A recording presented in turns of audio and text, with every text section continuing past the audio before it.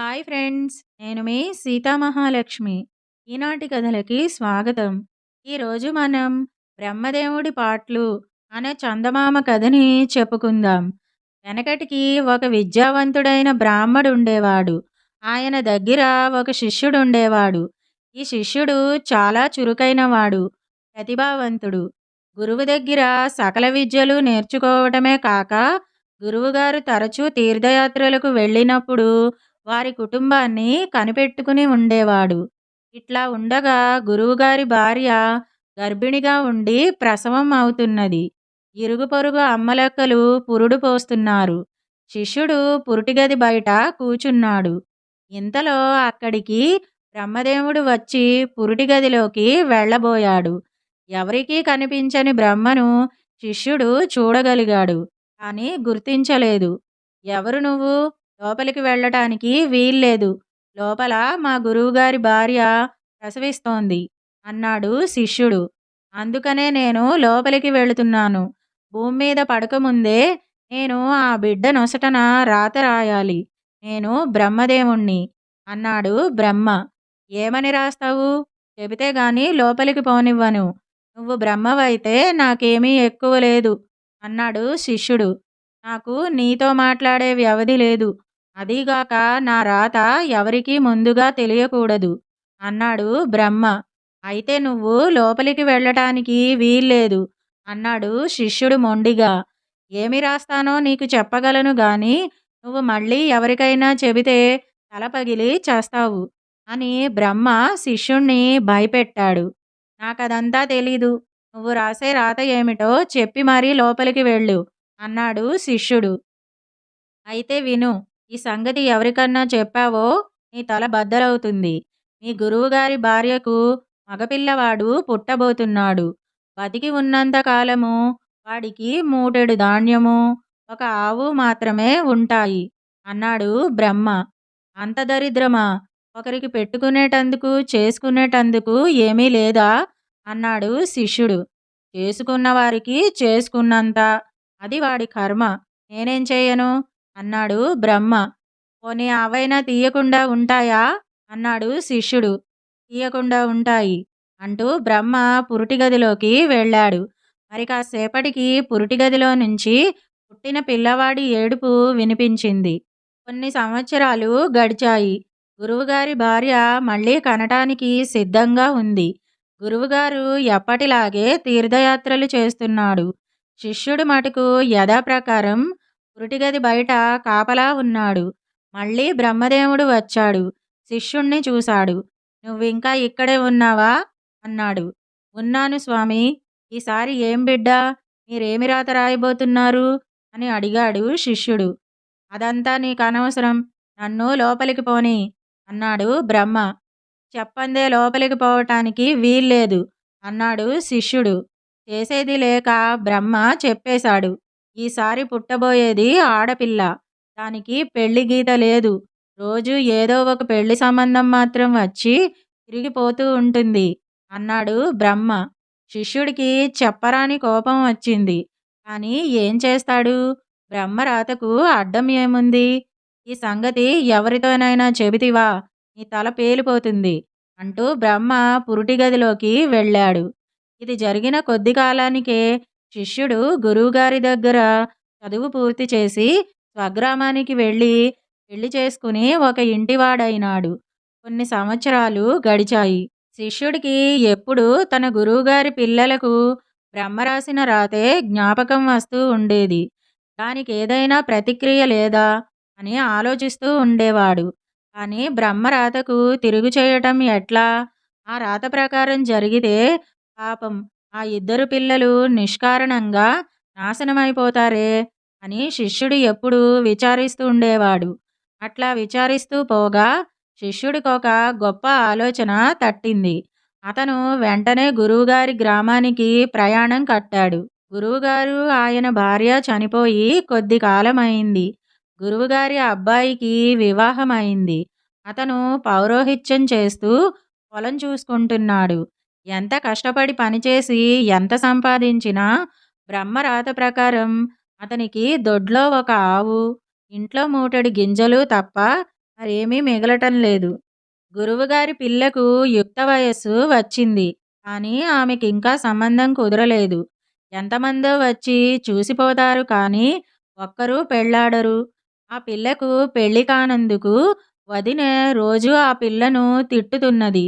ఆ పిల్లకు ఆ ఇంట్లో ఉండడం నరకంగా ఉన్నది. శిష్యుడు ఆ ఇద్దరికీ తాను ఆలోచించిన సలహాలు చెప్పేశాడు. గురువుగారి కొడుకుతో ఈ విధంగా చెప్పాడు. నువ్వు డబ్బుకేమీ విచారించకు. నీ దారిద్ర్యం చూసి భయపడకు. నీ దగ్గర ఉన్న గింజలు పెట్టి సరిపోయినంత మందికి సంతర్పణ చేసేయి. సాయంకాలం అయ్యేసరికి ఇంట్లో ఒక్క గింజ మిగల్చకు. దొడ్లో ఆవును కూడా ఉంచకు. ఎవరికైనా విక్రయించు. అమ్ముడు పోకపోతే దానం చేసేయి. నీకేమీ నష్టం ఉండదు. దానికి గురువుగారి కొడుకు భయపడి, అన్నయ్యా, అసలే నాది బీద సంసారం. ఇట్లా చేస్తే నేను నా భార్య మాడి చచ్చిపోమా అన్నాడు.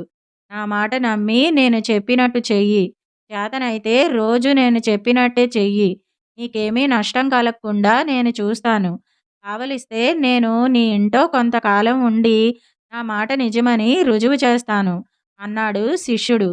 శిష్యుడి మాట నమ్మి ఆ రోజుకు కావలసిన గింజలు మాత్రం ఉంచుకుని మిగతావి వండించి గురువుగారి కొడుకు నలుగురిని పిలిచి భోజనాలు పెట్టాడు. ఎన్నడూ పిల్లికి బిచ్చం వేసే స్థితిలో లేనివాడు సంతర్పణ చేస్తున్నాడంటే అందరికీ ఆశ్చర్యంగానే ఉంది. ఆ రోజు సాయంకాలం ఆవును బజారుకు పట్టుకెళ్ళి గురువుగారి అబ్బాయి దాన్ని అమ్మేసి ఆ డబ్బుతో తనకు భార్యకు కావలసిన వస్తువులన్నీ కొనుక్కున్నాడు. మర్నాడు పొద్దుటికల్లా గురువుగారి కొడుక్కి కబురు వచ్చింది. ఆ ఊళ్ళో ఒక పెద్ద భాగ్యవంతుడు చచ్చిపోయాడు. ఆయనకు చిన్నకర్మ చేయాలట. గురువుగారి కొడుకు వెళ్ళాడు. ఆయనకు ఒక మూట బియ్యము, ఒక గోవుదానము దొరికింది. ఆ సాయంత్రం అతను బియ్యం పంచిపెట్టి ఆవును అమ్మేశాడు. మర్నాటి ఉదయానికి ఇంకో కబురు. ఒక ముసలమ్మ చచ్చిపోయిందని. వాళ్ళు కూడా గురువుగారి అబ్బాయికి ఒక మూటెడు బియ్యము, గోదానము ఇచ్చారు. ఇలా చావులతో కొన్నాళ్ళు గడిచింది. ఆ తర్వాత ఒక రోజున ఎవరూ చావలేదు. కానీ మధ్యాహ్నం అయ్యేసరికి దొడ్లో ఒక ఆవు కట్టేసి ఉంది. ఇంట్లో ఒక బియ్యం మూట ఉంది. గురువుగారి అబ్బాయికి ఆనాటి నుంచి ఇల్లు కదలకుండానే బియ్యం మూట, ఆవు దొరుకుతున్నాయి. శిష్యుడు గురువు కొడుక్కు సలహా ఇచ్చినట్టుగానే గురువు కూతురుకు కూడా సలహా ఇచ్చాడు. అమ్మా, నీకు పెళ్లి కాలేదని దిగులు పడకు. నేను చెప్పినట్టుగా చెయ్యి. నీకు లక్షణమైన మొగుడు దొరుకుతాడు. ఇక నుంచి నిన్ను చూడవచ్చేవారు ఉత్త చేతులతో వస్తే కనపడవద్దు. ఒక పట్టు చీరె, పట్టు రవికె, బంగారు వడ్డాణము, కంటె, నాగరము, పసుపు, కుంకుమ తెస్తేనే కనపడతానను. ఈ మాట వినగానే ఆ అమ్మాయికి మరీ దిగులు వేసింది. అన్నయ్య, నన్ను ఊరికనే కూడా చేసుకోని వారు ఇంత డబ్బు ఖర్చు పెట్టి చూడటానికి వస్తారా అని అడిగింది. వస్తారమ్మా, వస్తారు. నా మాట విని 4 రోజులు అలా చెయ్యి అన్నాడు శిష్యుడు. మర్నాడు ఆ అమ్మాయిని చూడటానికి ఒక సంబంధం వచ్చింది. ఆ అమ్మాయి ఒక చీరె, రవికె, వడ్డాణము, కంటె, నాగరము, పసుపు, కుంకుమ తెస్తేనే గాని కనపడనని కబురు చేసింది. ఆ వచ్చిన సంబంధం వాళ్ళు అదే పోక పోయారు. సాయంత్రం వరకు మళ్ళీ ఎవ్వరూ రాలేదు. సాయంత్రం ఒక పెద్ద మనిషి ఆ పిల్ల కోరిన వస్తువులన్నీ తీసుకుని వచ్చాడు. అవి ఆ పిల్లకు ఇచ్చి ఆమెను చూసి వెళ్ళాడు. ఇలా రోజూ ఆ పెద్ద మనిషే వచ్చి చీరలు, నగలు ఇచ్చి ఆ పిల్లను చూసిపోతున్నాడు. గురువుగారి అమ్మాయి కూడా ఇక పెళ్లి కాలేదని దిగులు పడలేదు. ఆ పిల్ల వదినే రోజూ దొరికే నగలు, నాణేలు ఇంట్లో వేసుకుని మురిసిపోతున్నది. శిష్యుడు ఒక నెల రోజులున్నాడు.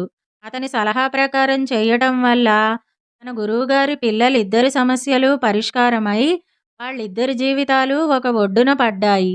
వాళ్ళిద్దరి దగ్గర సెలవు పుచ్చుకొని శిష్యుడు తొలికోడి కూసే వేళకు బయలుదేరి తన స్వగ్రామానికి ప్రయాణమయ్యాడు. తెల్లవారటానికి ఇంకా 2 గంటలున్నది. కానీ వెన్నెల ఉండటం వల్ల దారి చక్కగా తెలుస్తున్నది. శిష్యుడికి దారిలో ఒక పెద్ద మనిషి ఎదురయ్యాడు. ఒక భుజాన పెద్ద బియ్యం మూట, రెండో చేతిలో నగల మూట పట్టుకున్నాడు. ఒక ఆవును పలుపుకు కట్టి తెస్తున్నాడు. ఆ వచ్చేది బ్రహ్మదేవుడేనని శిష్యుడు గ్రహించి, నమస్కారం స్వామీ అని పలకరించాడు. నీ మూలంగా నాకెన్ని పాటలు వచ్చాయో చూడు అన్నాడు బ్రహ్మ. నన్నేం చేయమంటారు స్వామీ? చేసుకున్న వాళ్లకు చేసుకున్నంత, వాళ్ళ కర్మ వాళ్ళది అన్నాడు శిష్యుడు నవ్వుతూ. ఇది వాళ్ళ కర్మ కాదోయి నా కర్మ. నాకు ఒక్క పని చేసుకోవటానికి తీరిక చిక్కటం లేదు అన్నాడు బ్రహ్మదేవుడు. అలా అయితే ఆ రాత కొంచెం చెరిపివేయకూడదు అన్నాడు శిష్యుడు. చెరపటం ఎలాగా? కుదరదు. కానీ కొంచెం సరిదిద్ది నా కర్మ వదిలించుకుంటాను అంటూ బ్రహ్మదేవుడు వెళ్ళిపోయాడు. ఆనాటి నుంచి గురువుగారి అబ్బాయి పట్టినదెల్లా బంగారమైంది. గురువుగారి అమ్మాయికి మంచి సంబంధం కుదిరి మంచి మొగుడు దొరికాడు. ఇదండి బ్రహ్మదేవుడి పాటలు అనే చందమామ కథ. ఈ కథ గనక మీకు నచ్చినట్టయితే లైక్, షేర్, కామెంట్ చేయండి. మరిన్ని మంచి కథల కోసం మా ఛానల్ను సబ్స్క్రైబ్ చేసుకోండి. మళ్ళీ మరొక మంచి కథతో కలుసుకుందాం. అంతవరకు వింటూనే ఉండండి ఈనాటి కథలు.